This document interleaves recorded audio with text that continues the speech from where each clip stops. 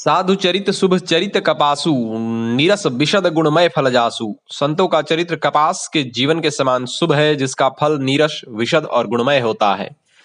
जो मनुष्य संत समाज रूपी तीर्थ में गोते लगाते हैं, वे इस शरीर के रहते ही धर्म, अर्थ, काम और मोक्ष रूप चारों फलों को प्राप्त कर लेते हैं। यह सत्संग वह महान क्षण है जिसमें स्नान कर कौवे कोयल बन जाते और बगुले हंस बन जाते हैं। संतों के दर्शन एवं सत्संग को ही भगवान ने पहली भक्ति बताया है। इस सत्संग के द्वारा दुष्ट से दुष्ट व्यक्ति भी सुधर जाता है।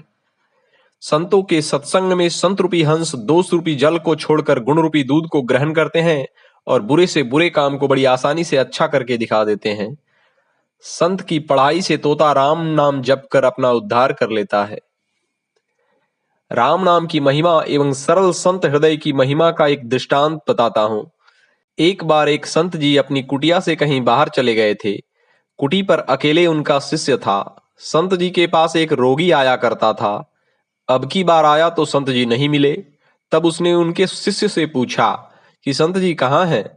शिष्य ने उत्तर दिया, वे तो नहीं हैं, कहिए मैं आपकी क्या सेवा कर सकता हूँ? वह बोला, बीमारी के कारण मुझे बार बार संत जी के पास आना पड़ता है। आज तो महात्मा जी हैं ही नहीं, आप ही कोई उपाय बताइए जिससे मेरा रोग ठीक हो जाए। महात्मा जी के उस शिष्य ने एक कागज के टुकड़े पर 3 बार राम नाम लिखकर पुड़िया बनाया और देते हुए कहा, आप इसे अपनी बाह में बांध लें, आप निश्चित ही ठीक हो जाएंगे। उस रोगी ने वैसा ही किया और वह ठीक हो गया। बाद में जब वह संत जी के पास आया तब बोला, स्वामी जी अब मैं बिल्कुल ठीक हूं, आपके शिष्य ने मुझे दवाई दी, उससे मैं ठीक हो गया। संत ने शिष्य को बुलाया और पूछा, बेटा तुमने इनको कौन सी दवाई दी थी? उसने उत्तर दिया कि स्वामी जी मैंने राम का नाम 3 बार लिखकर बाह में बंधवा दिया था। बस संत की आंखों में आंसू आ गए। वे बोले, बेटा केवल एक बार राम का नाम लेने से मानव का उद्धार हो जाता है, तुमने तो 3 बार लिखकर रोग को काटा। राम नाम की महिमा से कितने ही ऋषि मुनियों का उद्धार हो गया। संतों का हृदय बड़ा सरल, कोमल तथा दयालु होता है। उनको दया बहुत जल्द आती है। भगवान श्री राम ने संतों को बहुत ऊंचा दर्जा प्रदान किया है। उन्होंने यहाँ तक कहा है, जिसका संतों के चरणों में प्रेम होता है वह मन, वचन और कर्म से नियम पूर्वक जप कर मुझे प्राप्त कर सकता है।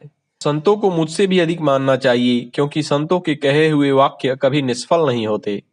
भगवान ने अपने सारे जीवन काल में संतों और मुनियों को ही साधक सहायक बनाया है। भगवान श्री राम ने अपने भाइयों सहित विश्वामित्र से ही विद्या ग्रहण किया तथा भाइयों सहित उनके विवाह भी विश्वामित्र के द्वारा ही संपन्न हुए। भगवान का वनवास भी वन के दुखी ऋषियों मुनियों द्वारा सरस्वती मैया को अभिप्रेरित कर मंथरा को निमित्त बनाकर हुआ। भगवान की पहली भेंट प्रयाग में भरद्वाज ऋषि से हुई और उनके द्वारा वन में जाने का मार्ग पूछा गया। आगे जब भगवान वाल्मीकि के आश्रम में पहुंचे तो महर्षि द्वारा उनको रहने का स्थान बताया गया। पुनः भगवान का मिलन जहां अत्रि एवं अनसुईया से हुआ, वहां पर अनसुईया माँ ने सीता जी को कुछ गहने भी दिए। उसके बाद भगवान सुतीक्ष्ण और अगस्त ऋषि के पास पहुंचे, जहां अगस्त जी के द्वारा समुद्र पर पुल बांधने का तथा पार जाने का रास्ता बतलाया गया। संत की महिमा का बखान तो स्वयं भगवान शिव जी भी करते हैं। ओम।